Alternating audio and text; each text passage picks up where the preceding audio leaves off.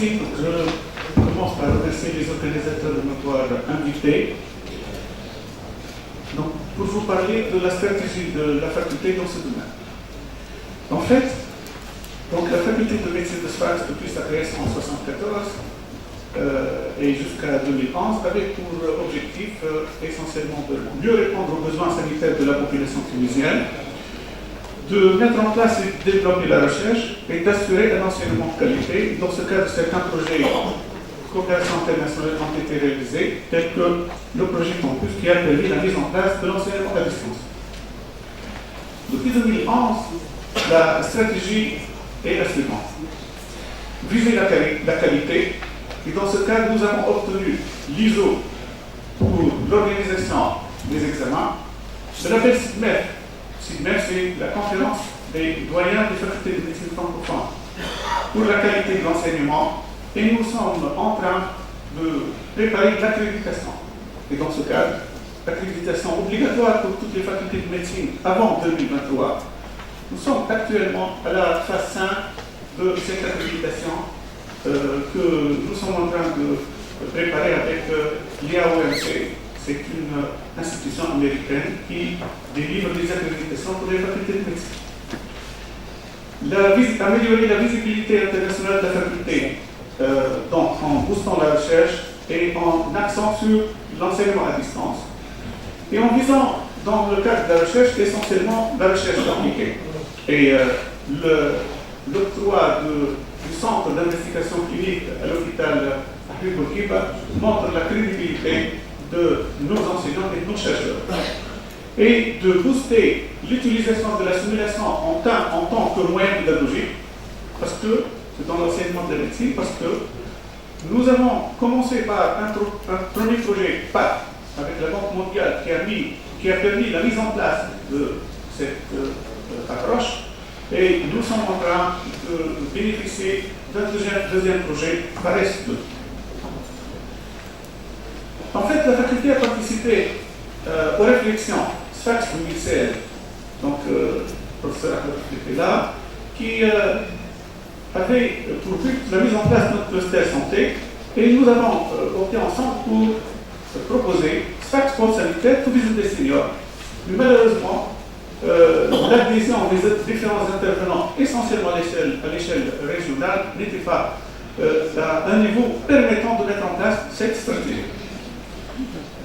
Et du coup, nous avons pensé à aller autrement, c'est-à-dire essayer d'utiliser nos compétences pour proposer des projets beaucoup plus réalisables et donc pouvant amener à une approche beaucoup plus globale et étendue ultérieurement. Et dans ce cadre, nous avons depuis 2011 pensé à la mise en place d'un centre d'appui à la recherche en médecine, et nous avons donc créé une fondation pour la promotion de la recherche en 2012, dans le but d'encadrer, d'essayer de mettre en place ce centre. Mais la réussite du projet simulation nous a plutôt amené à réfléchir à mettre en place un centre de recherche et de simulation ensemble. Et ceci est très important parce que lorsqu'on parle de la recherche, le centre de la recherche que nous pensons mettre en place va offrir une plateforme et une animalerie respectant les normes internationales et donc permettant réellement de réaliser des travaux de qualité et donc facilement permettant d'améliorer la visibilité de la faculté à l'échelle internationale. L'animalerie est fort utile pour la formation post-graduée. Je cite là la chirurgie expérimentale comme exemple, ou les essais précliniques. Nous avons opté pour le thème nouvelle technologie parce que ce thème est fort porteur et parce qu'il nous permet, au sein de l'université, avec les CHU, avec les cliniques et tous les intervenants, et avec le centre de recherche en numérique et le technopole de SFAX, cette approche va nous permettre de fédérer les efforts et donc d'aller très rapidement vers une progression rapide associant tous ces intervenants-là et en plus donner la spécificité au pôle technologique de SFAX, ce qui est fort important pour nous tous. Cette recherche aura pour but essentiellement la recherche appliquée pour mieux répondre à des besoins exprimés par les médecins ou les malades. L'exemple, c'est une meilleure interprétation de la mammographie comme exemple. Faciliter la coopération médecin-ingénieur, et dans ce cas, nous avons commencé à accueillir les ingénieurs dans les services de médecine. Ceci va avoir un impact économique, évidemment, embauche de chercheurs, mise en place de start-up, l'export. C'est une activité non liée au contexte sécuritaire comme c'est le cas pour le tourisme, et ça a une valeur ajoutée élevée. Le choix du pôle technologique de Sfax, comme je vous ai dit, est un pôle stratégique, et nous avons réellement bien bénéficié du soutien de l'université et de M. le ministre dans ce sens-là. Nous avons en fait, depuis 2012, commencé à penser à cette approche-là, et là, je vous montre un travail qui a été réalisé avec donc, la faculté de médecine de Sfax, l'école de commerce électronique de Manouba et l'hôpital d'Elichek pour suivre les malades bénéficiant de la mise en place d'une chambre d'implantation pour chimiothérapie. Les projets actuellement en cours sont au nombre de 13, donc de petits projets qui peuvent amener au bout d'un certain temps à la mise en place de la création de start-up.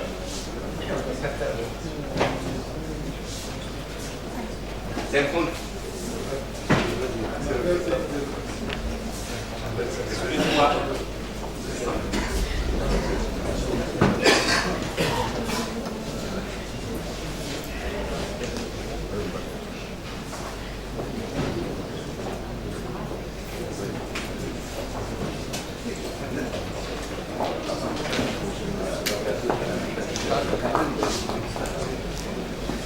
Bonjour, monsieur le ministre.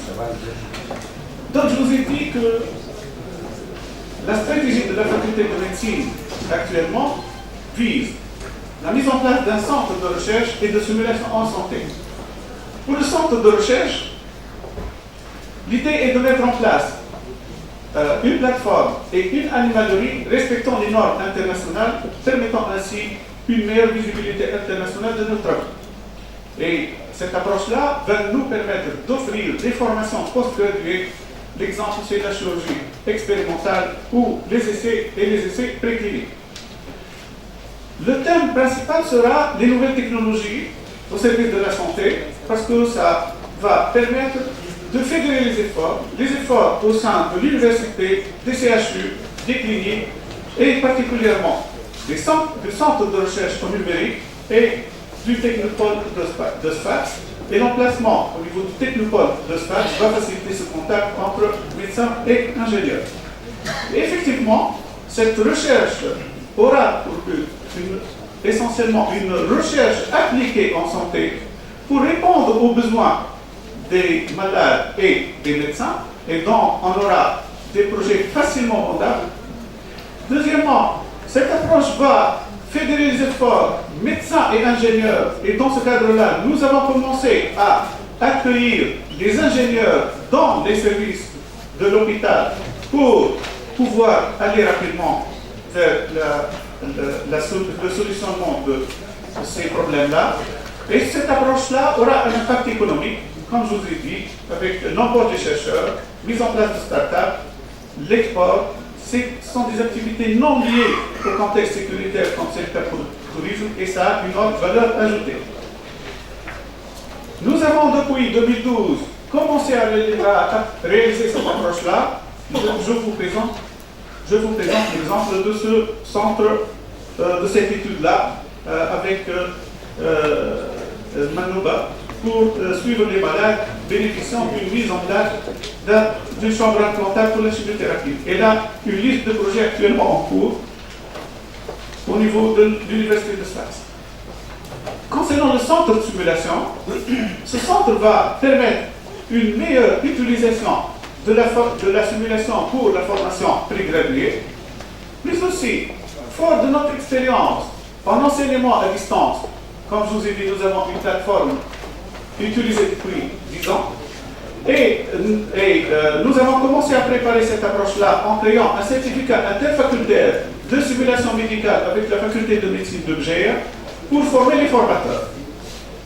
Et cette approche-là, de monter un centre de simulation, va nous permettre d'acquérir des équipements sophistiqués, mais nous visons des recherches pour créer et le vendre donc et commercialiser de nouveaux matériels en simulation. Ça va nous permettre d'assurer le développement professionnel continu et des médecins et des paramédicaux. Et l'animalerie sera un ajout très important parce qu'elle va nous permettre d'assurer des formations post-graduées en chirurgie expérimentale pour les chirurgiens, et ce, aussi bien pour les Tunisiens que pour les étrangers. La troisième composante de notre projet, c'est la mise en place, dans le cadre de l'enseignement, de certificats d'études complémentaires visant l'export. Nous avons commencé par une première expérience. Nous enseignons depuis, là ce projet a commencé en 2013, nous enseignons un certificat francophone des pathologies cardio-respiratoires de sommeil avec la Société de pneumologie de langue française pour les Africains, pour l'Afrique de l'Ouest, à Abidjan. Et cette approche-là a été réussie. Donc, nous avons un projet qui comporte 20 CSC prêts à être enseignés majoritairement à distance, en partie en présentiel, et tout en offrant la possibilité de faire un stage à Sfax. Ceci va améliorer notre rayonnement international, avoir un impact économique direct et indirect, et rehausser le niveau des prestations au niveau des régions concernées. Reste le financement du projet qui est en cours.